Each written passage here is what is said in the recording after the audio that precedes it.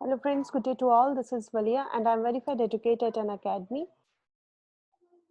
So friends मैंने आप लोगों के लिए रिसर्च एप्टीट्यूड का एक कोर्स स्टार्ट किया जो कि आपकी एनटीए यूजीसी नेट एजुकेशन के लिए बहुत ज़्यादा इंपॉर्टेंट है क्योंकि इसमें आपका ऑलमोस्ट 10 मार्क्स कवर होते हैं हमारे रिसर्च एप्टीट्यूड में एजुकेशन में। और मैं टेट कैटेगरी में अन अकेडमी पे अगर आप वलिया सर्च करेंगे तो आप मुझे वहाँ सर्च कर सकते हैं ताकि आप मेरे कुछ लेसन देख सकें जो कि बहुत ज़्यादा इंपॉर्टेंट है। टेट कैटेगरी में अगर आप मुझे सर्च करते हैं वलिया के नाम से तो आपको मेरे फ्री लेसन्स मिल जाएंगे जिसमें मैंने कुछ स्पेशल क्लासेस भी ली हुई है। अगर आप सी ऑल पे क्लिक करते हैं तो वहाँ पे आप मेरी स्पेशल क्लासेस में पहुंच जाएंगे। प्लस मैंने कुछ फ्री कोर्सेज भी बनाए हुए थे वहाँ पे जो कि आपकी एजुकेशन में साइकोलॉजी के लिए बहुत इंपॉर्टेंट है, जैसे आपका ग्रोथ एंड डेवलपमेंट है, पर्सनैलिटी है। यहाँ पे मैंने प्रीवियस क्वेश्चंस दिए सीडीपी के, जो बच्चे सीटेट का कर रहे हैं उनके लिए ये चीज़ इंपॉर्टेंट है, बट एजुकेशन के लिए ये 2 पार्ट बहुत ज़्यादा इंपॉर्टेंट है। सो मैंने इंटेलिजेंस है, लैंग्वेज एंड थॉट की चीज़ें इसमें कराई हुई है बहुत इंपॉर्टेंट।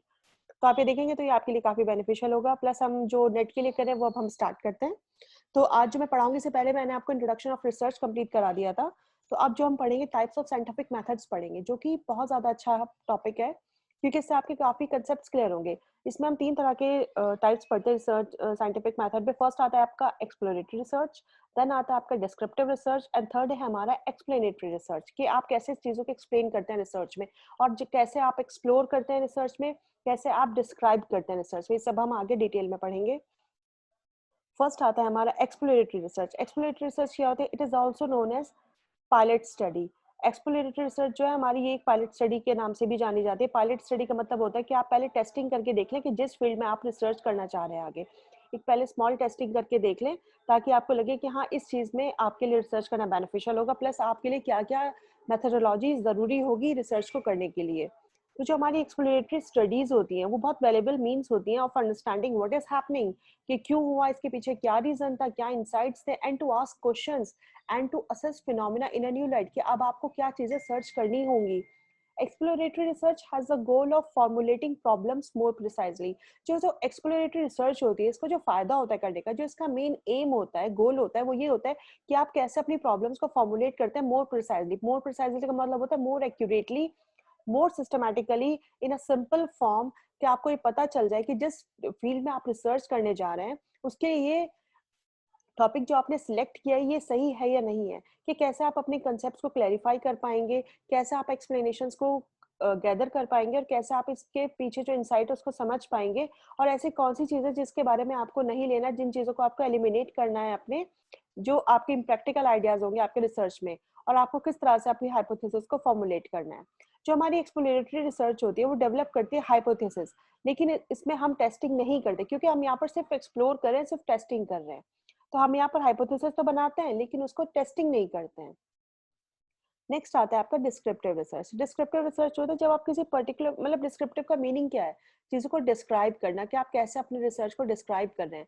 जब आप किसी पर्टिकुलर फिनोमिना में स्टडी करते हैं तो आप उस पर रिसर्च करते हैं किस तरह से, उसमें कितनी जरूरत है चीजों को डिस्क्राइब करने की, मतलब आपको कैसे हाइपोथेसिस बनानी है, कैसे आपको कौन सी मेथोडोलॉजी लेनी है, कैसे आपको डाटा कलेक्शन करना है, कैसे आप उसको क्लैरिफाई करते हो, कैसे उसके आपस के रिलेशनशिप जो वेरिएबल्स हैं उनको आप एक्सप्लेन करते हो विद प्रॉपर्टीज।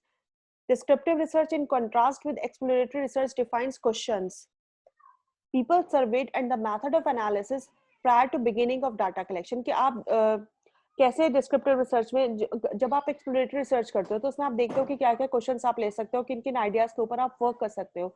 लोग सर्वे करते हैं, मेथड करते हैं एनालिसिस का कि किस तरह से आपको डाटा को कलेक्ट करना है, कौन कौन से सैंपल्स आपको लेने हैं। ये आता है आपका डिस्क्रिप्टिव रिसर्च में। एंड एक्सप्लेनेटरी रिसर्च, एक्सप्लेनेटरी मतलब बहुत डिटेल रिसर्च आपकी होती है जिसके अंदर आप complete cause and effect relationship देखते हैं। आपका जो मेन फोकस होता है अपने रिसर्च पे कि क्या कॉज था, क्या रीजन था, जिसके क्या इफेक्ट्स आए हैं, उनके रिलेशनशिप्स को चेक करना। The study can be explanatory, explaining which causes produces which effects, मतलब किस कॉज की वजह से क्या इफेक्ट आए। जैसे हमारे मिड डे मील स्कीम का एग्जांपल लिया जाता है अक्सर कि बच्चों को जो मिड डे मील स्कीम का जो मेन फोकस था वो क्या था कि बच्चे क्लास एडमिशन ज्यादा लें, स्कूल में एनरोलमेंट ज्यादा हो। तो जैसे मिड डे मील स्कीम लेके आई गई थी, तो मिड डे मील स्कीम में ये देखा गया कि जब बच्चे स्कूल में एनरोल करते हैं तो या कहीं ना कहीं थोड़े पुअर बैकग्राउंड से होते हैं या उनके साथ कोई माल न्यूट्रिटेड सिचुएशन होती है, तो जब वो 6 महीने से स्कूल में वन मील अच्छे से ले लेते हैं तो उनको उस पर बहुत पॉजिटिव इफेक्ट्स भी आए कि उन बच्चों ने रेगुलर स्कूल आना शुरू कर दिया, उन बच्चों की हेल्थ जो थी वो थोड़ी सी बेटर हो गई। तो इस तरह से हम चीजों में कॉजेज और उनके इफेक्ट्स चेक कर सकते हैं। तो ये थे हमारे टाइप्स ऑफ साइंटिफिक मेथड। ये है थोड़ा सा डिफरेंशिएशन मैंने इसमें दिया है एक्सप्लोरेटरी एंड डिस्क्रिप्टिव रिसर्च में, कि जो हमारी एक्सप्लोरेटरी रिसर्च होती है उसमें हम हाइपोथेसिस बनाते हैं, टेस्टिंग नहीं करते, यहाँ से आपको अच्छे से समझ में आ जाएगा। और जो हमारी डिस्क्रिप्टिव रिसर्च होती है उसमें तो टेस्टिंग मैंडेटरी होती है, क्योंकि उसमें तो हम कंप्लीट रिसर्च करते हैं विद सिस्टमैटिकली। जो हमारा एक्सप्लोरेटरी रिसर्च होती है उसमें जो हमारा डिजाइन होते हैं वो बहुत फ्लेक्सिबल होते हैं, क्योंकि हम सिर्फ उसमें आइडियाज लेते हैं, थॉट्स लेते हैं, टेस्टिंग करते हैं। लेकिन जो हमारा डिस्क्रिप्टिव रिसर्च होता है इसमें जो हमारा डिजाइन होता है बिल्कुल रिजिड होता है, बिल्कुल एक सिस्टमैटिक वे में चलता है, उसे हम बार बार चेंज नहीं कर सकते, नहीं तो हमारी रिसर्च डिस्टर्ब हो जाएगी।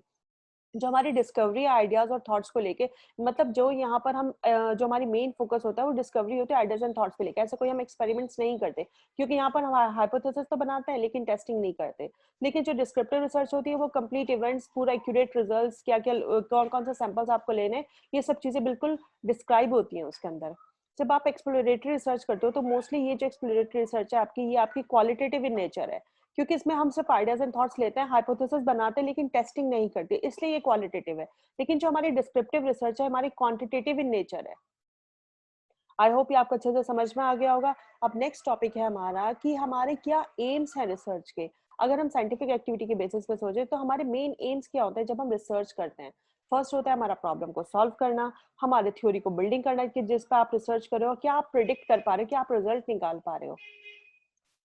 ये प्रॉब्लम सॉल्विंग जो है आपका बहुत इंपॉर्टेंट पार्ट कवर करता है, क्योंकि इससे आपका अक्सर ये स्टेप्स इसके अक्सर पूछ ले जाते हैं आपके एग्जाम्स में, तो एग्जामिनेशन पॉइंट ऑफ व्यू से भी आपका बहुत इंपॉर्टेंट है।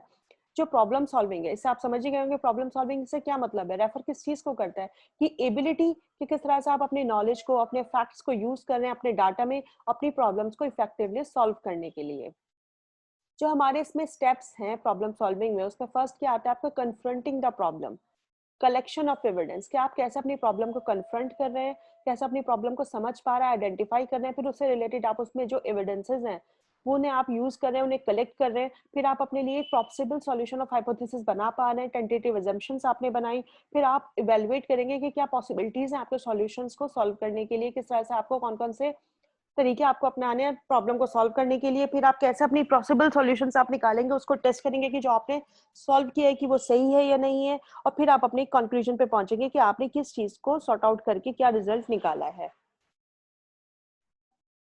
फिर आता है हमारा थ्योरी बिल्डिंग। थ्योरी बिल्डिंग से हमारा क्या मकसद होता है, थ्योरी बिल्डिंग होती है कि आप जब रिसर्च करके जो आप थ्योरी बनाते हो, थ्योरी को कैसे बनाते हो, किस बेसिस पे बनाते हो। इसमें आप जनरली पढ़ते हैं कि जो प्रोसेस है building a statement of concepts and their interrelationships that shows how and or why a phenomena occurs, के किस तरह से इंटररिलेशनशिप से आपको क्या पता चलता है कि आपने किस बेसिस पे क्यों रिसर्च की, वो चीज आपस में क्या एक दूसरे को डिस्क्राइब कर रही है, क्या फिनोमेना अकर हो रहा है। थ्योरी फॉर्मुलेशन डिडक्टिव रीजनिंग होती है और एक इंडक्टिव रीजनिंग होती है। हम जानते हैं एक स्पेसिफिक टू जनरल है हमारा और एक हमारा जनरल टू स्पेसिफिक है। जब हम डिडक्टिव रीजनिंग की बात करते हैं तो डिडक्टिव रीजनिंग में the logical process of deriving a conclusion from a known premises to or something known to be true. जब आप किसी नोन प्रीमाइसेस से निकालते हैं, जब आप किसी जनरल से स्पेसिफिक जाते हैं, तो ये आपका आता है डिडक्टिव रीजनिंग। जब आप थ्योरी को फॉर्मुलेट करते हैं from general proposition to specific proposition, तब आपका आता है इंडक्टिव रीजनिंग। आप किस बेसिस पे जनरल प्रोपोजिशन बना रहे हैं, आप एक बेसिस ऑफ ऑब्जर्वेशन पे आप थ्योरी बना पा रहे हैं, पहले आप चीजों को ऑब्जर्व करें उसके बेसिस पे आप थ्योरी बना रहे हैं, तो ये आपका आता है इंडक्टिव रीजनिंग। प्रिडिक्ट आपने क्या किया, जब आपने अपनी रिसर्च कंप्लीट कर ली तो आपने क्या प्रिडिक्ट किया, क्या आपका निकलता है। जनरली हम जानते हैं कि इस बेसिस पे जो आपने हाइपोथेसिस बनाई थी वो रिजेक्ट हुई कि नहीं। हम जानते हैं हमारी दो तरह की हाइपोथेसिस होती है, एक नल और एक ऑल्टरनेट हाइपोथेसिस। इसको हम HO से डिनोट करते हैं, इसको हम H1 से डिनोट करते हैं। हम जानते हैं जो हमारी नल हाइपोथेसिस होती है वो हम इसीलिए बनाते हैं ताकि हम उसको रिजेक्ट कर पाएं, और जो हमारी ऑल्टरनेट हाइपोथेसिस होती है वो हम उसको इसीलिए बनाते हैं ताकि हम उसको एक्सेप्ट कर पाएं। तो हमारी रिसर्च जो होती है वो सिग्निफिकेंट हो जाती है। अगर हमारी नल हाइपोथेसिस रिजेक्ट हो जाती है और हमारी ऑल्टरनेट हाइपोथेसिस एक्सेप्ट हो जाती है, तो उसमें क्या होता है हमारी रिसर्च जो होती है वो सिग्निफिकेंट हो जाती है, कि आपने जो रिसर्च की है वो बिल्कुल ठीक की है, बिल्कुल सिस्टमैटिक है, आपके रिजल्ट सही हैं, क्योंकि आपकी जो ऑल्टरनेट हाइपोथेसिस है वो एक्सेप्ट हो चुकी है। सो इसमें प्रिडिक्शन का मतलब ये है कि जो आपने साइंटिफिक वेरिफिकेशन है इससे हमारा चेक हो जाता है कि हमारी जो रिसर्च है वो बिल्कुल ठीक है। सो फ्रेंड्स, ये था आज का लेसन, एंड नेक्स्ट लेसन में आपके लिए कुछ इंपॉर्टेंट टॉपिक्स लेकर आऊंगी, उससे रिलेटेड MCQs भी लेकर आऊंगी ताकि आपको एग्जाम्स में किसी तरह की कोई प्रॉब्लम ना हो। So thank you friends, stay blessed and enjoy learning. अगर आपको लेसन पसंद है तो प्लीज लाइक करिएगा, सब्सक्राइब करिएगा, ताकि जब भी मैं कोई नया लेसन लाऊं तो आपके पास नोटिफिकेशन आ जाए।